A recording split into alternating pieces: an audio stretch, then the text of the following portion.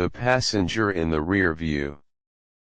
I haven't seen the back seat of my own car in 4 months.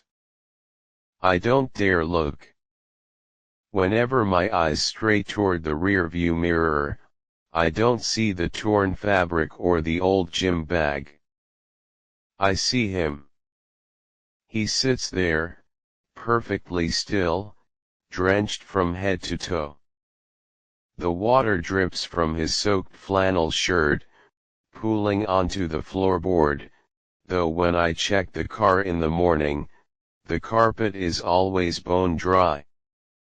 His skin has that sickly, translucent gray color of something that has spent too much time at the bottom of a lake. Most of the time, he just stares at the back of my head with vacant, milky eyes. But on the bad days, the days I drive past the old stone bridge outside of town, his mouth opens. No sound comes out, just a thick, black sludge that spills over his pale lips, his jaw unhinging further than any human skeleton should allow. "We have to go to the pharmacy," I whispered to the windshield this morning. My voice sounded hollow, like it was echoing inside a coffin. The entity in the back didn't blink. He never does. I drove through the gray, mist-heavy morning toward the community center. Since the accident, and the subsequent 6 months I spent in a county jail cell for involuntary manslaughter, my life had shrunk to a pathetic routine. I worked the graveyard shift at a water treatment plant, a cruel joke, considering staring at monitors in a concrete room where the only living things were the rats in the pipes. The support group met in the basement of a local clinic. It smelled of industrial bleach and wet wool. There were 5 of us today. Arthur, an old man whose hands never stopped shaking, Elena, who lost her family to an electrical fire, and Thomas, the counselor who looked like he needed a support group more than any of us. "Leo," Thomas called out, his eyes drifting to the fresh bandage on my forearm. "You've been quiet. How are the triggers this week?" I shifted in my plastic chair. Out of the corner of my eye, I could see him standing in the dark corner of the basement, right next to the water cooler. His head was tilted at a grotesque, broken angle. "I'm surviving," I lied, keeping my eyes locked on the scuffed linoleum floor. "Got my driving privileges back. Trying to re-enter society, I guess. It's about rebuilding the wreckage, one brick at a time," Arthur muttered, offering a weak, sympathetic smile. I nodded, but inside, I felt nothing but a freezing vacuum. These meetings were supposed to wash away the guilt, but you can't wash anything when the water itself is tainted. On my way home, I stopped at the local grocery store. I was staring blankly at a row of canned soup when a shadow fell over the shelf. "Leo." I turned. It was Sarah, my late brother's fiancée.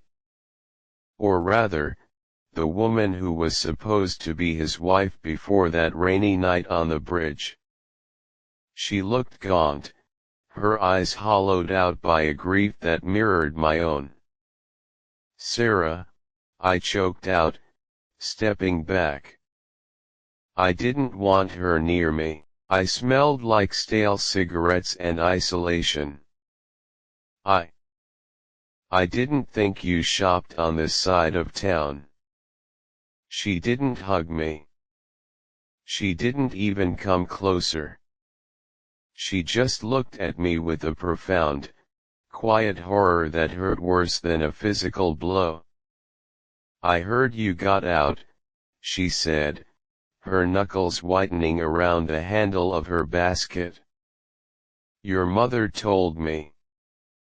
I tried to call her, I muttered, my chest tightening. "She won't pick up." Sarah let out a sharp, bitter breath that was dangerously close to a sob. "Can you blame her, Leo? Every time she looks at your face, she sees the person who took Marcus away." Before I could say I was sorry, a phrase that had lost all meaning after saying it 10,000 times in the dark, she turned her cart around and walked away, disappearing down the aisle. Behind the glass of the frozen food section, Marcus was standing. His bloated fingers were pressed against the glass, leaving smeared, greasy streaks. He wasn't looking at Sarah. He was looking at me. The ritual happened every night at 2 a.m. I sat at my kitchen table, a half-empty bottle of cheap whiskey on my left, and a heavy tire iron on my right. Him sat on the opposite chair. The smell of stagnant river water was so thick in the room I could barely breathe. "I can't carry this anymore," I sobbed, the tears burning my cheeks. "You won't let me sleep. You won't let me breathe. Just let me finish it." I grabbed a handful of prescription sleeping pills, enough to stop a horse's heart, and shoved them into my mouth, swallowing them dry. I waited for the darkness. I prayed for it. But within minutes, my throat constricted. A violent, unnatural spasm racked my stomach. I didn't just vomit. It felt like an invisible fist had reached down my gullet and dragged the pills back out. I collapsed on the kitchen floor, gasping for air, choking on bile. Across the room, the thing that looked like my brother watched me. It didn't have a face of mercy. It was an warden, and I was in a prison with no walls. "Why?" I screamed, coughing up blood onto the linoleum. "If you hate me so much, let me die." The air in the kitchen turned freezing. For the first time, a sound tore through the room. It wasn't a human voice, it sounded like grinding stones beneath a deep current. "Not yet," the air scraped. "The vessel isn't empty enough." The next night, I found myself at the cemetery. I didn't drive there intentionally. It was as if the car had steered itself down the dirt paths, drawing closer to the plot with the fresh headstone, "Marcus Vance, taken too soon." The moon was high, casting long, skeletal shadows across the graves. I stood over the earth with a heavy spade I'd taken from my garage. Him was standing right on top of the grave, his bare, waterlogged feet sinking slightly into the grass. "Dig," the voice echoed in my head, a low vibration that made my teeth ache. "Trade the dead. You wanted to take my place. Give me yours." I was entirely out of my mind with sleep deprivation and terror. I thought if I dug him up, if I faced the physical reality of what I had drowned in that river, the phantom would vanish. I struck the iron spade into the dirt. The earth was strangely loose, like wet sand. I dug for hours, my hands blistering, the skin tearing until blood lubricated the wooden handle. The entity watched with a sickening, ravenous intensity. Finally, the shovel struck wood with a dull thud. With the last of my strength, I cleared the dirt from the lid and pried it open. The smell that hit me wasn't rot, it was the overwhelming stench of a swamp. Inside the casket, Marcus's body was perfectly preserved, but his eyes were wide open, staring at the night sky.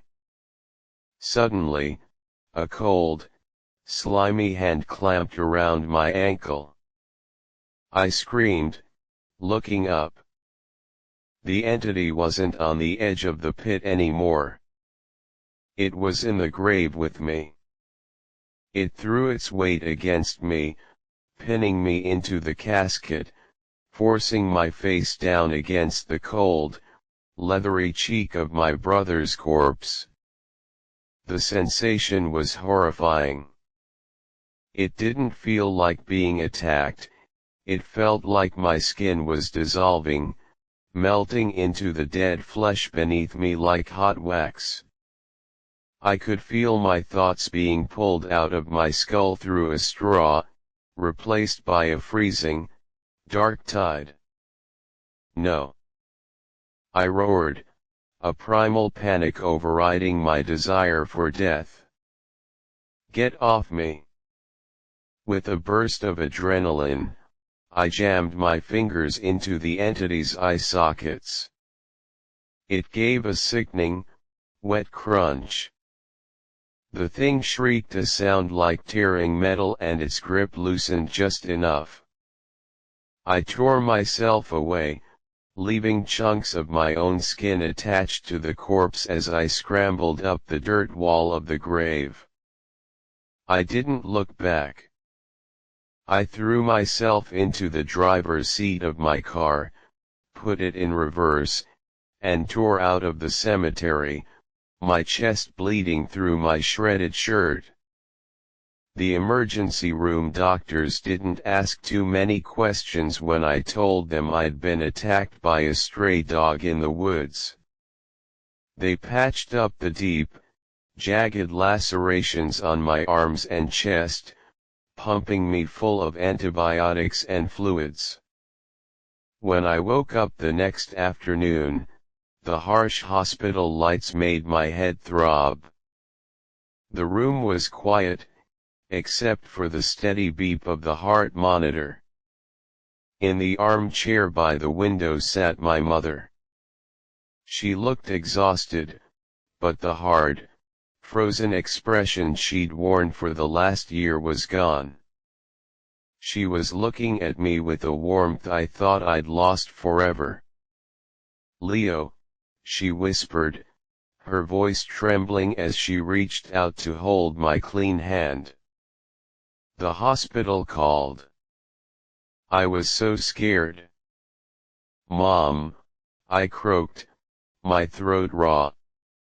"I'm sorry. I'm so sorry." "I know, baby," she wept, pressing her forehead against my knuckles. "We're going to get through this. I lost Marcus. I can't lose you too. I'm ready to try, if you are." A tear slipped down my face. For the first time in 4 months, the heavy, suffocating weight in my chest felt lighter. The nightmare was over. I had fought the thing off.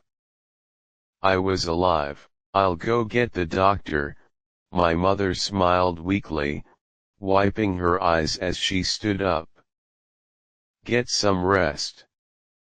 As the door clicked shut, I rolled over to adjust my pillow. My eyes caught my reflection in the dark, turned-off television screen mounted on the wall. The reflection wasn't quite right. The man in the hospital bed was smiling a slow, wide, vacant smile. His eyes in the reflection were milky and dead, and as I watched in paralyzed horror, a single drop of thick, black river water leaked from his left eye, tracing a path down a cheek that no longer felt like my own.